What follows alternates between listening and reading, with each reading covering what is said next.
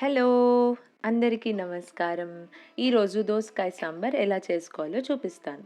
ముందుగా ఒక బాణలి తీసుకొని అందులోకి కొద్దిగా నూనె వేసుకొని, నూనె వేడెక్కాక ఆవాలు, జీలకర్ర, ఇంగువ వేసుకొని అవి కొద్దిగా ఫ్రై అయ్యాక పెద్దగా తరుక్కున్న దోసకాయ ముక్కలు వేసుకొని బాగా ఫ్రై అవ్వనివ్వండి.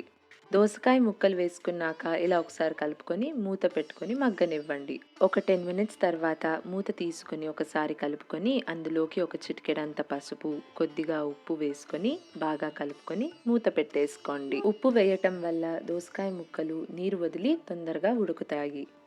ఒక 15 మినిట్స్ తర్వాత దోసకాయలు ఉడికాయా అని మూత తీసి చెక్ చేసుకోండి. ముక్కలు ఉడిగాక అందులోకి కొబ్బెర మరియు సాంబార్ పొడిని మిక్సీ పట్టుకున్న పేస్ట్‌ని వేసుకొని కొద్దిగా వాటర్ యాడ్ చేసుకొని ఉడకనివ్వండి.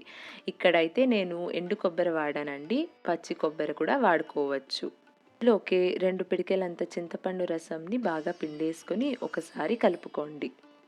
ఇప్పుడు సాంబార్ కన్సిస్టెన్సీ రావటం కోసం కొద్దిగా నీరుని యాడ్ చేసుకొని బాగా కలుపుకొని మగ్గనివ్వండి.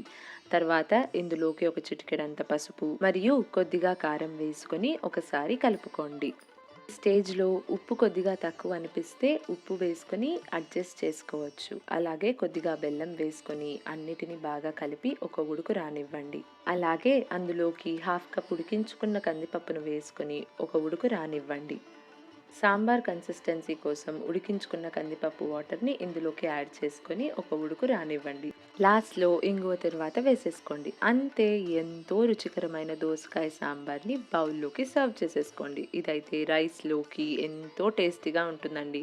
మీకు మా రెసిపీ నచ్చిందా? నచ్చినట్లయితే ఒకసారి ట్రై చేసి మీకు ఎలా కుదిరిందో మాకు తెలియజేయండి. ఈ రెసిపీని మీ ఫ్రెండ్స్ అండ్ ఫ్యామిలీతో తప్పక షేర్ చేయండి. ఇంకో రెసిపీతో మళ్ళీ కలుద్దాం. ఇట్లు మీ అభిరామి.